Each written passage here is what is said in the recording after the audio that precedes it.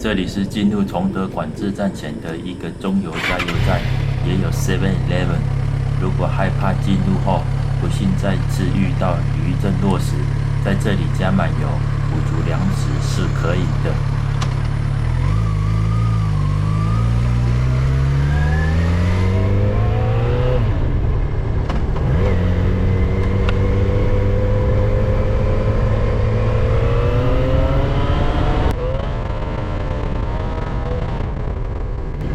路旁的三角锥预告我们，如果在热门的时段排队的车流会有这么长。顺带一提，我因为想一早就通过管制哨，所以前一天就露营大帐篷在新城火车站前的营地。营主说我是地震后第一组客人，也和我分享了很多路况的资讯，而且因地震重创花莲，造成观光客雪崩归零，连真迹马祖假日都没营业，好惨。崇德这里也算正样去，但是两旁的2楼透天厝似乎受损轻微，可得知2点：一、2楼的建筑抗震上是够韧性的；二、山区的建筑一要和山壁有缓冲区，不然混凝土再强也不堪100吨的巨石一击。通过这个栅栏处即进入管制路段，时间超过就会拉出来隔离。营主出发前有建议我，最好不要独走，能跟车就跟车。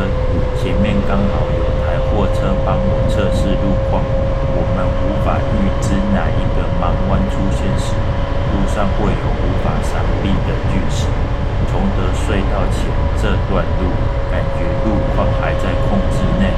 除路口旁那堆落石，似乎预告我，孩子，故事现在才开始。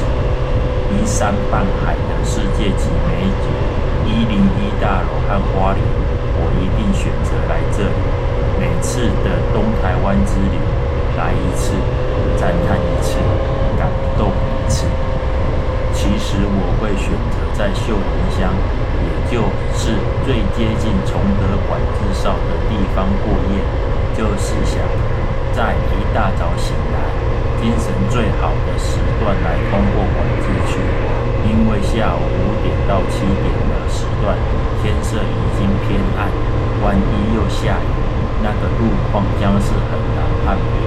一颗石头没看到，都可能让2人重击在山道花式溜冰。而中午的开放时段只有1小时，要压线赶到几乎不可能，只能早来晒太阳，或是一路狂奔拼封闭前到达。这都不是旅行该发生的桥段，所以我还是十分感谢在秀林乡经营园区的郑大哥。三明治97慢火饮 ，Thank you。所以营主特别优待1人1张机车，只送我半价150元。详细地点的连结链我会放在下面的说明区。营主建议我，如果要赶早上6点到8点的时段，其实不必5点多就去排队，可以等到了7点，车流多数都已经通过了再去即可。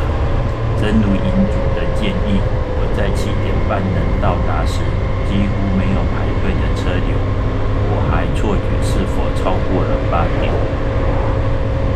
会今天跑来，就是推算前天没下雨，山坡落石可能比较稳定。快通过吧，希望手脚不要太早软掉。路旁零零碎碎的落石，过了1个月还能看见，表示这段时间的余震落石还是不曾间断。左边的峭壁就能解释一切。这里是管制路段的第1段隧道——崇德隧道。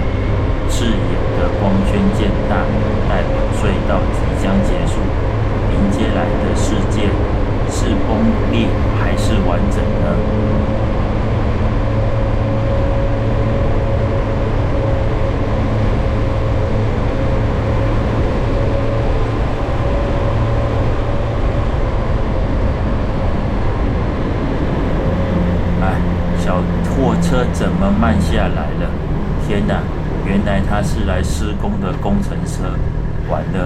接下来的路我只能一个人独走了，好可怕呀！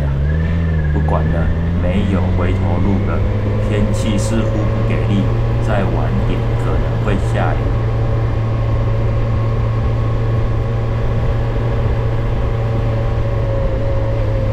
第二个隧道，惠德隧道到了。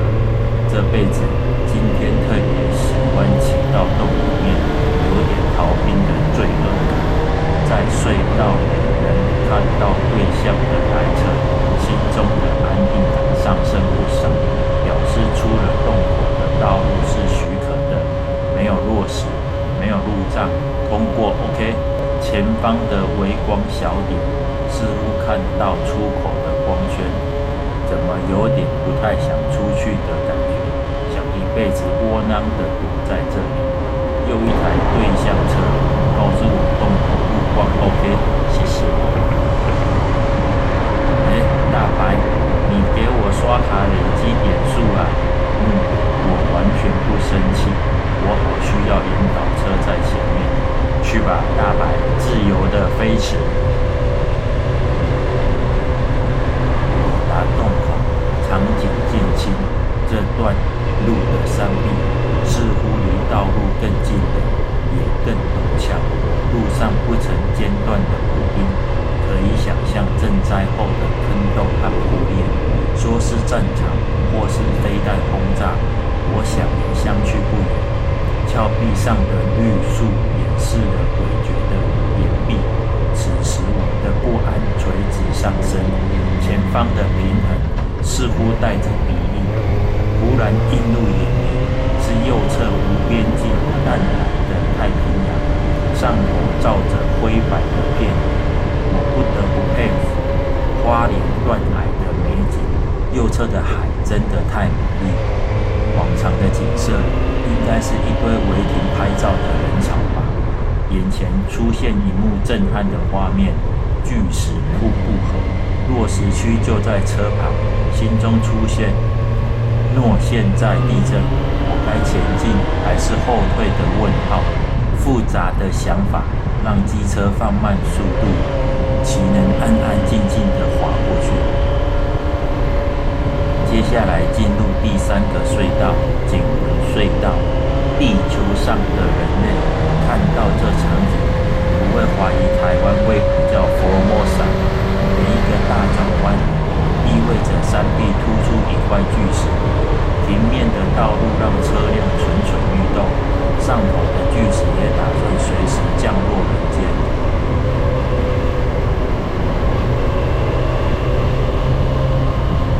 跑了一段路，发现有光圈，但又不像是隧道口，原来是明隧道的光线。